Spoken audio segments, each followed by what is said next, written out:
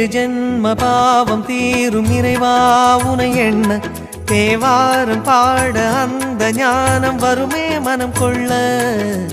ஆதியான சிவனே சிவஜோதியான சிவனே, ஆதியான சிவனே சிவஜோதியான சிவனே. ஏழு ஜென்ம பாவம் தீரும் இறைவா உனை எண்ண தேவாரம் பாட அந்த ஞானம் வருமே மனம் கொள்ள.